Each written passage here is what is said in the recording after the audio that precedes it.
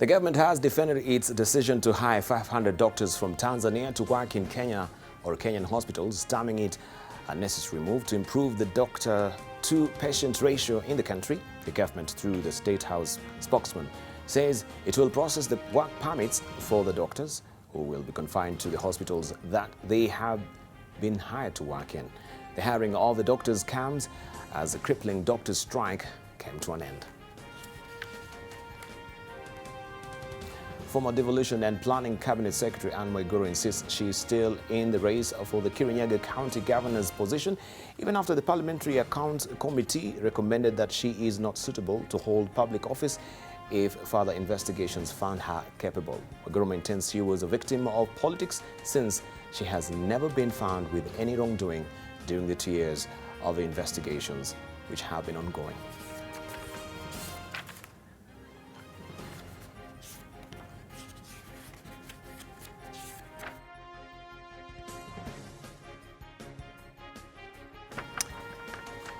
All right, and want to see what is fresh off the press this morning? If you missed it at the top of the hour, this is it. NASA leaders fight to calm split fears.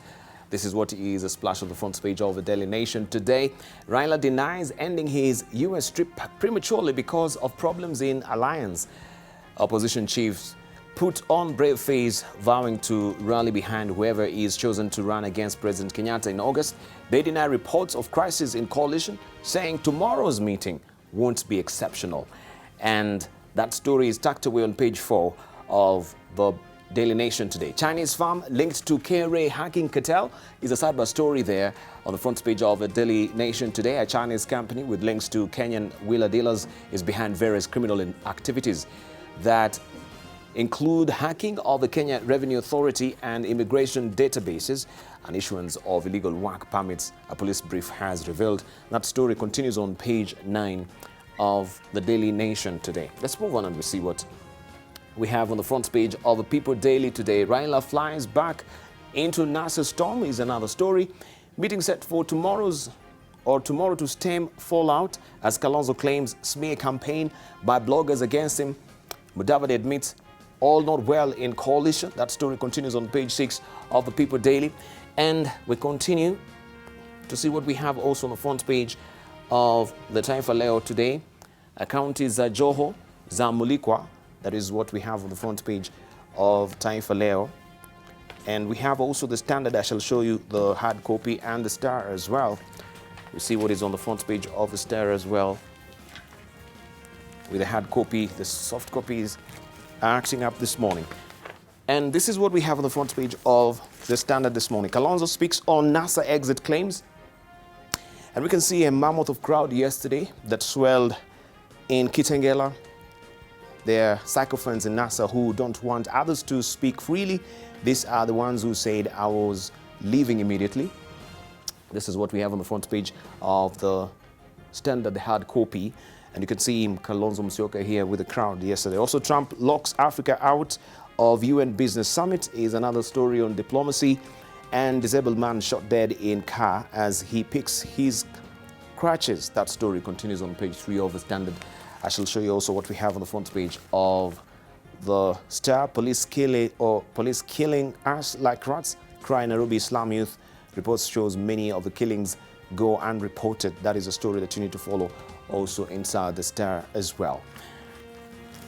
I shall show you also what we have when you cross the borders, right? And we have the Citizen, why embassies are in no hurry to go to Dodoma. That is the story that is on the front page of the Citizen. Questions also arise as to who will shoulder the bulk of the cost of moving diplomatic offices to the designated capital.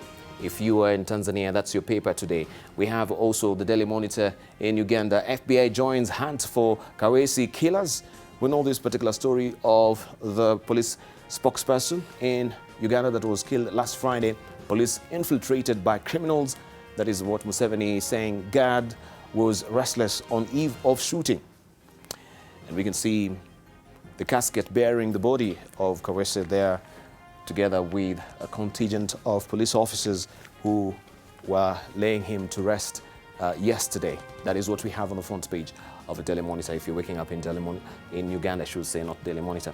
And we have also the editorial cartoons that I want to show you momentarily. Let's see what we have inside the Standard today. And this is what Gado has drawn for you today. Fake news. Of course, we know that Donald Trump has been raising accusatory fingers on the media, that they say they're really castigating him. Hey, why are you looking at me? The buck stops with him. Of course, who is him, but the media. Let's see what we have also inside the, that is the People Daily. And this is what Stano has drawn for you today. Baringo, it's all about politicians stoking the fire and the flare-ups that we've been seeing recently. Also, let's see what we have inside the Daily Nation today. I'm looking at what we have inside the Daily Nation today. And this is what Iga has drawn for you. It's all about party nominations. And we can see others on one side who will be actually running into a ditch on party nominations. They don't know their future in various parties. And we can see the preferred candidates, of course, they've been given the tickets, right? So maybe I'll just cross over to my panelists as we're talking about this. What do you think about this editorial cartoon? Let's begin with you, Honorable Kiro. Well, it's very interesting. It speaks a lot about possibility of unfairness in political parties. Yes. And this is why I've been saying that let us allow our parties to be truly political outfits that harvest the wishes and aspirations of the people, instead of making them vessels for individual journey, and also to apportion a piece of cake to their cronies. That is where we fundamentally really lack. But allow me to say something, Dibal, on the issue of the rules on the eve of elections. I find it fundamentally flawed that up to now there are still regulations to be taken to Parliament for purposes of passage. And yet we are already in the middle of election in terms of preparedness and so forth. So any laws that are going to be brought at this particular time are likely to be punitive and also create unfairness in the whole process. My suggestion, as I was telling my colleagues, is that in future we should have a cut-off line. We knew we have elections 2017. Why didn't we prepare ourselves last year? If there are any rules of play, we prepare them, we pass them 6 months before the election. I remember even during the one-party system, we knew we only needed two things. The presidential elections, I think it was 2 acts of parliament, and you knew exactly what you are required to have be fluent in English, or to have passed Form 4 in English and Kiswahili. And all these things that you are bringing, we are not making our society any better, because the last arbiter in terms of who becomes a leader is the voter. And if somebody is guilty of any crime, even if he's a member of parliament, he can still be brought to account in terms of his position. So all these things you are creating is just to make money, like the 5 things that you needed until the court ruled otherwise. The revenue that they collected is over 250 million shillings if we have an average of 40,000 candidates. And each one of them is expected to go to CID, is expected to go to Kenya Revenue Authority, to CRB, to Higher Education Loans Board, and anti-corruption. All those 5 actually brought, I think the government got just free revenue from Kenyans. And I think this is unfair. We must be clear as Kenyans what we want for our people. All right. Very briefly, let's hear from Dr. Shemachuodo. Edebal, I'm an extremely disturbed Kenyan. I'm disturbed. Last week, I did attend, there was the nuclear week at KICC. And the man believed to be Korea's father of nuclear power, who used to be a senior advisor to President Kibaki, was the keynote speaker. And I asked myself, where was Kenya 50 years ago, 60 years ago? We seem to have accepted as the order of the day mediocre leadership. This is why Kenya remains a sleeping giant. In fact, a former president of Singapore did say, where did Kenya go wrong? You killed Mboya while we were moving forward. We killed Mboya 40 years ago. This was a statement made about 10 years ago. 2 years from now, we'll be celebrating 50 years of the death of that great man. I am concerned about the level of leadership that we have. Nyanza leaders worked very hard, among other Kenyans, to bring about multipartyism to the country, but they forgot to take it to Nyanza, to the extent that there is no multipartyism in that part of the world, and we accept it to be a given. I'm really concerned because even our leaders who should be showing us a country that inspires confidence, I don't see that confidence from the two major coalitions. This is why I feel a bit saddened that some of my colleagues, for the lack of a third option, they don't really belong where they are, but they're forced to be where they are. I think we need to debunk the ethnicization and balkanization of Kenyan politics. As it remains, of course, people will just hawk. The so-called major political coalitions will hawk certificates for, but the only place where I may not agree with my elder brother, Kirwa, is government making money out of this process. At least government declares. How about the political parties, the money they collect from aspirants? Do they ever declare it? Those that are collected on the table and both under the table. I think this is where I have a major problem. We have to cleanse our politics for Kenya to make the next big leap. And it has got to be a science-led development, which currently I'm not seeing anywhere on the table. Thank you. Jubilee Party has now shelved plans to use the much-touted smart card in its forthcoming parties. This comes amid revelations that a top party operative in charge of media strategy has been importing and selling parallel cards. Aspirants had expressed fears that they could be locked out of party primaries if party used smart cards also. It is emerging wealthy politicians bought cards in large numbers, hoping to distribute them to supporters who will in turn help hand them victory in nomination. Jubilee became first and only party in Kenya to use smart cards to register members. Also, the IEBC boss Wafula Chebukati is asking the MPs to move an amendment to the election laws to alter the timeframes for the procurement of the ballot papers. The commission is proposing to move the April 10th deadline, which requires 4 months procurement of integrated election management system technology before elections, to at least 2 months. The integrated elections management system is supposed to ensure the electoral process is transparent, secure, verifiable, reliable, and highly available during the voter registration, candidate registration, and voter verification, and also result transmission. And that is what we are discussing very briefly with our panelists who are already here. And of course, I had introduced them much earlier in the course of the program. We are holding court this morning with Honorable Kiru Arab Ruto. Kuto? Today I'm really mixing up your name. I don't know. Arab Kirwa. I have it twisted today. Who is a deputy leader of the ANC. Also, we have Alice Wahome. She is a member of parliament from Kandara. Also, we have with us Richard Onyonka, who is a Kitutu Chache member of parliament. We have Dr. Shemo Chodo, who is the global leader of Kenya Diaspora Alliance, and also Junet Mohammed, who is the director of elections ODM. Let's continue this particular conversation as we look to also party politics as well. Do you, first of all, agree that the IEBC should be extended for, from August the 10th to be given more time to actually purchase this particular equipment? Junet, because you've been taking special umbrage with this particular development. Yeah, you see, I was in the committee that was formed to reform the new IEBC, and timelines were put in that law purposely to make sure that the elections is conducted in a proper manner.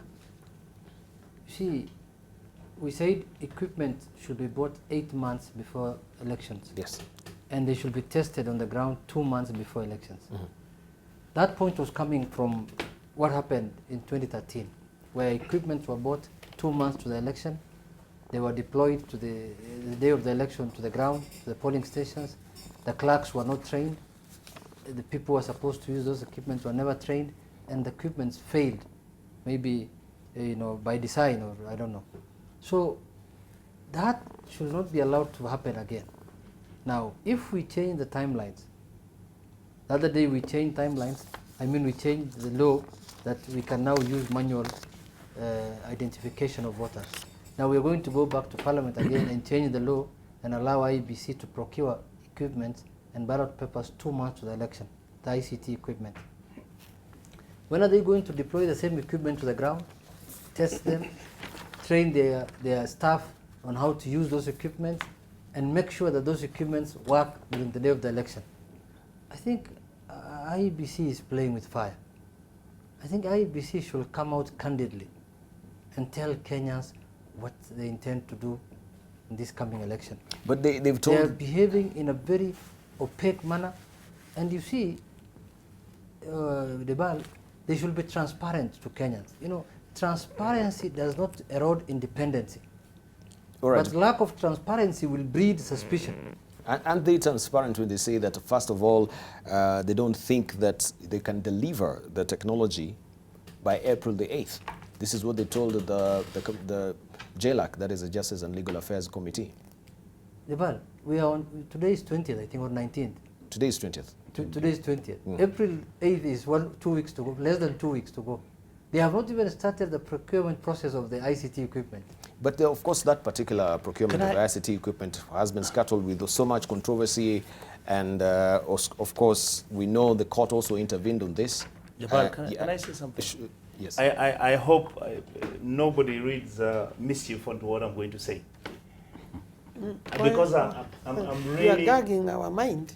Yeah, because I'm really going to be open-minded about this. Yeah. The truth is, nobody in Kenya today wants to be candid enough to say we are not ready to hold the elections. That the elections actually need to be pushed to March next year. That in fact, let us put ourselves in a position whereby the IEBC cannot dictate to us what are the changes and what are the rules and the laws which we need to change. The only thing is they can make recommendations. The truth and the reality is, like my party leader has said, number one, you need to have bought the kits, the BVR kits, at some point. That point is supposed to be 6 months before the election. You need to have tested them 2 to 3 months before the election start. We need to have the register ready, the register interrogated, the register evaluated, and make sure that everybody is satisfied that this register that you have is actually going to be admissible by all the parties concerned. So that if you type in your name to IEBC and to some system which they would have set, then you are able to have your name coming in, your area where you're supposed to register, or where you did register, and all your data and all, even your pictures available. That has not taken place. But because this issue is so sensitive, it's a hot potato. The opposition does not want to be seen to be delaying, because every day the party in power is saying the opposition is the one who doesn't want the elections. The party in power doesn't want to say what the expectation is of the public. My honest suggestion would be that Kenyans should be magnanimous. Let all the stakeholders call a national conference to discuss an elections national conference. Have the IEBC tell them exactly where we are. Make sure that we look at all the timelines which were provided. Look at what we can. Of course, the IEBC has said they can hold elections. But are these elections going to be believable, free, fair, and reasonably accepted by everybody, or by most of Kenyans? I think we need to be very candid and very honest. Because when people want to discuss this issue, every day you have issues. There are cases in court as we speak. Okay. All right. Mr. Kiro. So all the stakeholders, the judiciary, you need to bring in the political parties. You need to bring in both the political coalitions and everybody. You need to bring the IEBC and have their technical teams to come and sit with the politicians and say, this is what we think, this is where we think we are. The decisions as to whether we are going to hold these elections now or not is up to you. You tell us, what do you exactly want? These are the challenges, and this is what we can or cannot do. All right, Mr. Kiro, you think actually that particular deadline should be pushed ahead? Well, I don't know the internal dynamics of IEBC, but a number of things are emerging. One, I read yesterday in the media that IEBC is saying they are not to blame if the elections are going to be flawed. Yes. And that is a very dangerous statement from an arbiter. So that already this game they're is flawed exonerating from themselves. the beginning. Yes. So if it is flawed from the beginning, then we are setting a very dangerous trend. My wish to IEBC and all the interested parties is that let us look at this election as a national election that is involving all Kenyans, those who are going to participate, both in terms of election or being elected, and those who will be at home watching the trend. Because we can destroy a country by making such dangerous statements. You remember the statement made by the late Kiwitu, that he didn't know what was being cooked in the kitchen. It sparked violence that claimed the lives of more than 1,200 Kenyans. That is something that we should not repeat, and that is something that IEBC should refrain from making. All right, Honorable Mohammed. This IEBC has been demonized, has been condemned. Even now, on this table from Junet, is that they are opaque. It is not possible for them now to even speak their mind without expecting very serious condemnation and criticism.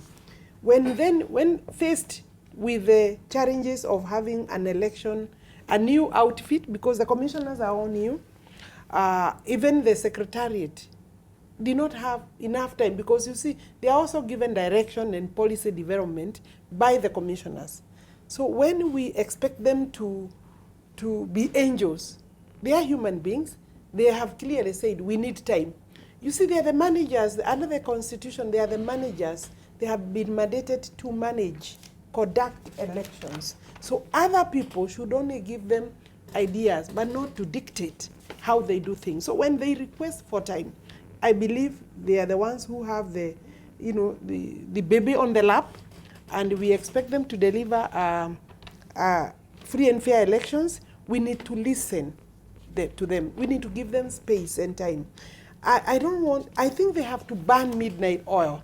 But most importantly is that we need to allow them space, give them confidence, give Kenyans confidence in whatever they are doing, support them as much as possible, if at all we are going to have credible elections in August. I personally, I have my own fears. I expressed these fears on this table maybe like 6 months before, and I said, I don't know whether the country will be able to conduct elections in August. But like he said, assuming it is Jubilee that came out with that kind of position, it will be said that, look, we are now postponing. And I think actually Kenyans want elections. Kenyans are ready. We've now gone on the ground, and we should all put our heads together to have elections in August. All right. I agree with my colleague, Honorable Alice, that Kenyans want elections. Kenyans are very annoyed with the Jubilee regime. They want to get rid of it. But you see, it is IEBC that can give confidence to Kenyans. It's not the other way around. It's not me to speak and give confidence to Kenyans that our elections will be free and fair, elections will be done in a proper manner. It is IEBC to come out clearly and tell Kenyans that we are prepared this far. All right, I want you to tell me, what was the ruling of the court that they stopped actually the tender that they were actually fronting to procure the BVR kits? What was the object of this particular ruling? You see, Debal, whenever there are parties that are in a tendering process, you go to the PPOA. Once you are done with them, you can appeal to the High Court. There are parties that were aggrieved in terms of procurement. Yes. And they went to court, and court ruled in certain manner. And once a court order is, Alice Waume is the lawyer here, you just need to enforce it. But now, we're seeing a situation where the PPO is telling IEBC to ignore the court orders. Don't listen to what the court is telling you. Yes. Proceed. Just like what I'm reading now in the Business Daily. Tenders agency in 4.5 billion dispute. Even here, they are awarding a tender themselves instead of the entity that's concerned to award the tender. There's a serious problem, I think, in that organization of the PPO. PPO. Right. But sorry, I think there is a conflict there. You know what? Nobody should go to court to apply for a tender to be stopped before exhausting the PPOA system or machinery or process, because it is from there where then you appeal or visit the court, because there is a process. No, you see, for tenders yes. Like the one So they should have started there, and I think that's why they are right. saying, as far as they are concerned, the court, the people went to court, and any judgment was actually premature. And also the major Yeah, dispute, they were the premature. major dispute in this issue is not even the legalese of how the tender was provided. Yes. The issue was, how did the IEBC, which had been disbanded, go ahead and do procurement for tendering of kits where legally they were not actually supposed to do that. And the argument behind that argument, which the opposition raised, which is a very substantive argument, is this: if you have these elections being bungled up again, that becomes a major contentious issue if somebody is going to file in a petition. And then you are buying an equipment Yes. where the regulations also have not been made by Have Parliament. not been made by The Parliament. So regulations how can are you change buying these as a equipment? subsidiary law can change fundamentally how those equipment will be applied. But so this particular surprise move that we had last Thursday by the PPR, the PPARB, that is a Public Procurement Administrative Review Board, Yes. ruling that a technology tender should be awarded to Gemalto.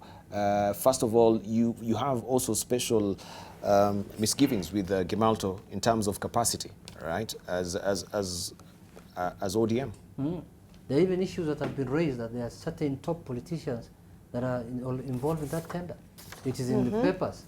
Now, once you hear such kind of stories, Judibal, it was carried by a credible paper, The Star, that top Jubilee politicians are involved in a 3 billion tender at IEBC. Right. So now, how do you want to trust those kind of equipment?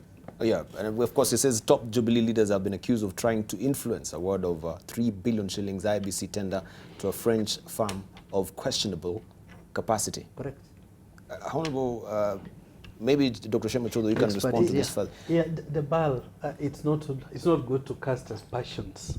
I think the panel did say before that let due process take center stage. I think it obviously is wrong and flawed for any party, external party, to influence the giving or assignment of a tender.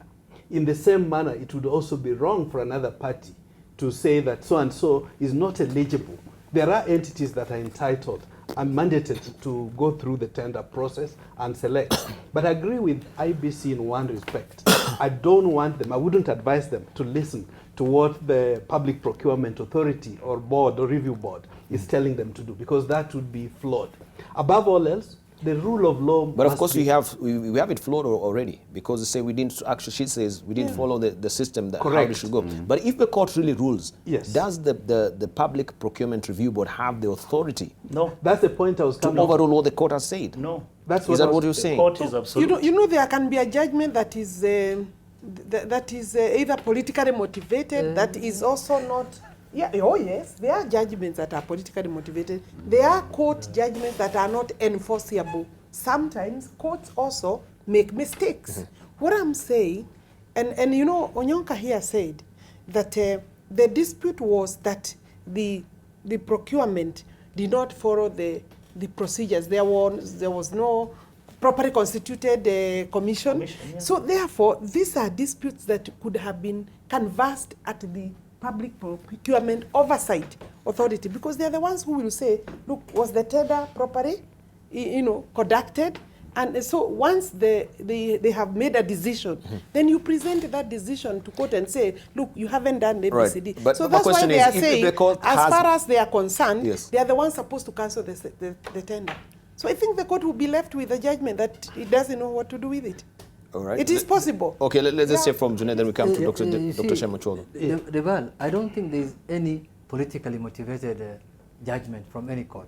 For the first time I'm hearing from Honorable Alice Wahome. People even sponsor. I'm a practicing lawyer. People even sponsor cases. If there is any politically motivated ruling I've ever seen in this country, then it must be the petition number 5 at the Supreme Court in 2013 elections. I've never heard of any other political. Okay, but number 2, yes. there is one Who had issue. filed the petition? There is one issue that I want to raise, and if you have a problem with the ruling at the High Court, you can go and appeal at the appeal court to set aside. And IEBC actually appealed in one of the tender issue. For example, the ballot paper tender issue. A party felt aggrieved. They went to PPOA. The PPOA ruled in certain way. Then the party still went to the High Court.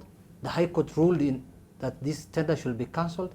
IEBC went to the appeal court and appealed against the ruling. The appeal court agreed with the High Court, and still PPPOA, or whatever they are called, is writing to IEBC and telling them ignore those court orders, including the one for the appeal court. Surely, are we becoming bananas? All right.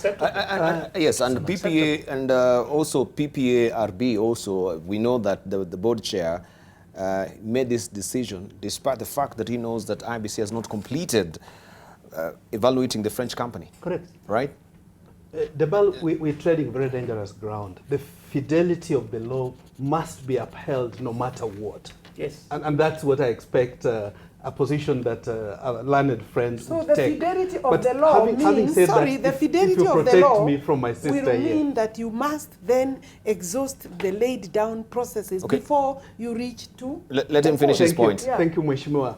And that's really what, if the IBC wanted to go that route, they should appeal and reappeal if necessary. Yes. But I think in their wisdom, they said, let's go ahead and retender. I mean, there's nothing wrong with doing that. That may help save time. But the aspect of fidelity needs to be upheld. And if you permit Debal, there was an important point that Mheshimiwa Onyonka was bringing of, do we need to think of extending the date of the election, which confirms my fear all along that, you know, we have the two major coalitions. One of their greatest problem is hypocrisy. What they say is not really what they mean. In their heart of hearts, we get feelers that they would all want this to be exchanged. But what does the Constitution say about changing the election date? Is it a protected section of the Constitution? Article 255 gives us the list of parts of the Constitution which have to go to a referendum to change. And the election date is not one of them, except the term of office of the president, which is tied to the date, and that's in Article 2551F, the term of the office of the president. As long as that's going to be touched, this would require going to a referendum. And this is why I think, rather than us thinking of the prospects of changing a date, that may bring about other dynamics. Why don't we do what it requires to make sure we have a credible election in the time that we have? And I think part of this is, in my view, I go back to the technical committee that was created by the Orengo Kraitu Joint Committee.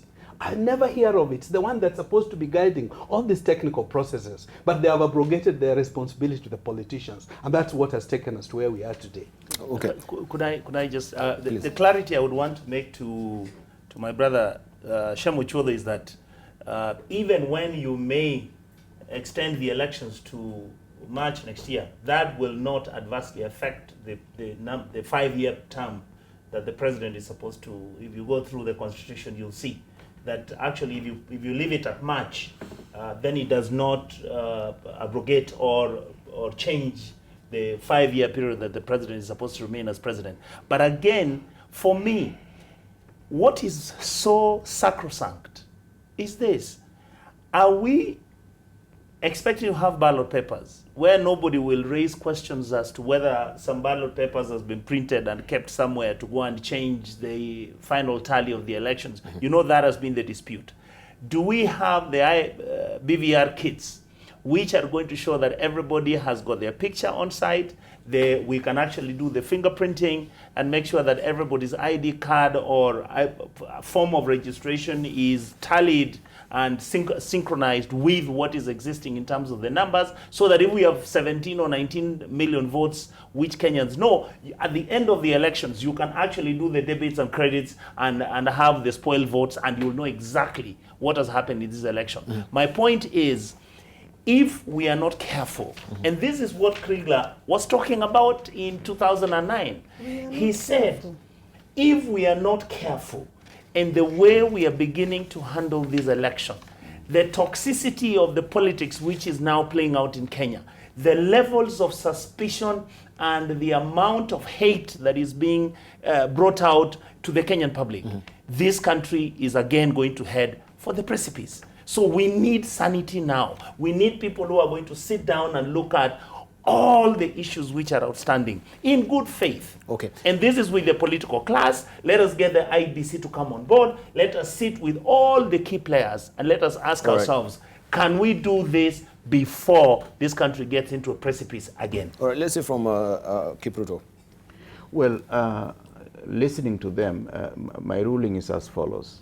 I think there is so much confusion in the atmosphere, and I appeal to the highest authority on land, the President, to take leadership in this and calm down a step, listen to his colleagues across the board, and let us design a formula that is going to allow us have a free and fair election.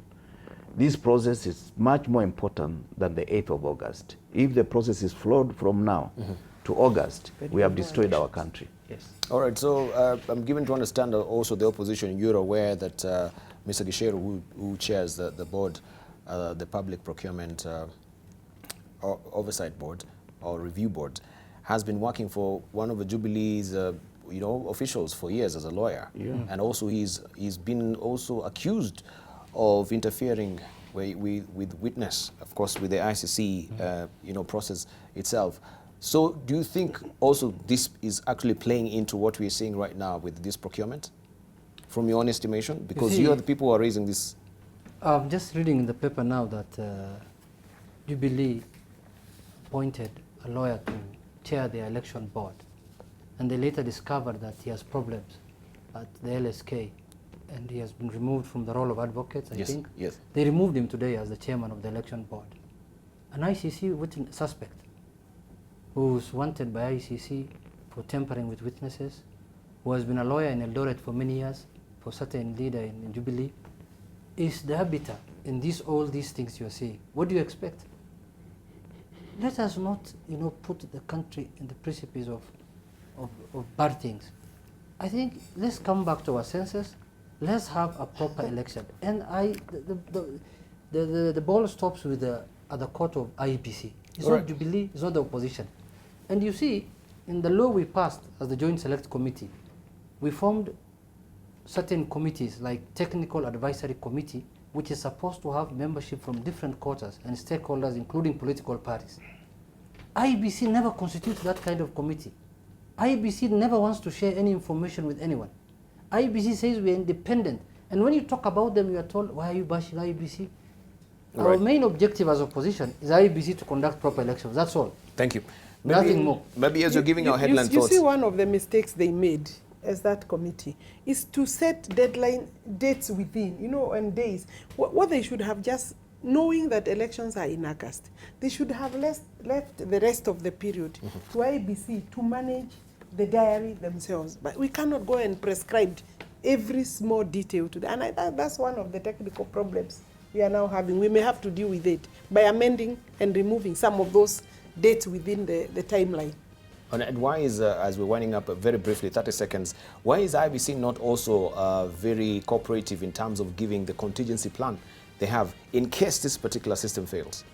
Very briefly, sir. I think it's because they've come in and they're a new team. Their delivery has been quite weak for the fact that all the information that they need to give to the public is not coming out consistently as they should. I believe they have started doing that, but I think IEBC should come out very clearly and tell Kenyans whether they can actually hold free and fair elections which are believable and which are going to be acceptable by a majority of the Kenyans. Thank you. Alice Wahome, briefly, 30 I think seconds. because of the attack they have faced as an institution, they have suffered the independence has been compromised because of the fear that has been unleashed out there. And we are not stopping. So you don't expect them to come out every time when they feel they have something important to share. Honorable Kiro. Well, Debal, does the IEBC have the requisite capacity to carry on with the election process? That is the question that IEBC should be able to answer, and answer clearly. But Debal, allow me to say one thing that I witnessed over the week. There are 4 Kenyans who are in South Sudan. What is happening? I remember 2 weeks ago when we were getting out of this place, they came to the studio to inquire about the Kenyans who are wrongfully jailed for 72 years. I think it is important, a national issue, that the media and all the interested parties should take up the issue, because we cannot allow Kenyans to rot in jails for crimes that they may not have committed. Thank you. Dr. Shemachodo, 30 seconds. Debal, as a diasporan, I would be very happy if the election date was pushed forward, because that hopefully would get more diaspora to be registered. 2 weeks ago, we said on this forum, they said we'd be very surprised if IEBC, pleasantly surprised if they got 5,000-10,000 Kenyans to register. Now the data have vindicated us. They only got 1,500 registered because the process was all flawed from the start. A case whereby they say you must have a passport register in East Africa. It was all set to fail. So to that extent, my wish would be, can't we take this opportunity to analyze and discuss as a country the TJRC, the Truth and Reconciliation. Maybe that's where the narrative should be, just instead of just discussing election data alone. Jeanette. Debal, I think we miss the point. We are missing the point in this issue of IEBC as Kenyans, because most of the time when you raise issues about IEBC, you'll be told the opposition are not ready for the election, the opposition are fearing election. That's not the point. The opposition can be ready or not ready for elections, but the point is IEBC should be there to conduct free, fair, verifiable elections as enshrined in the Constitution. Whoever is ready or not ready should not be their business. Thank you. Gentlemen and lady, thank you very much for coming through. I really do appreciate. Of course, time is not really on our side, but we shall, of course, be following this particular stories much later, also in the course of the week, and of course next week as well. Thank you very much for your valued company. We leave you with these words of Theodore Roosevelt, of course, talking about politics. The most practical kind of politics is the politics of decency, right? That was the former American president. Thank you very much for your valued company.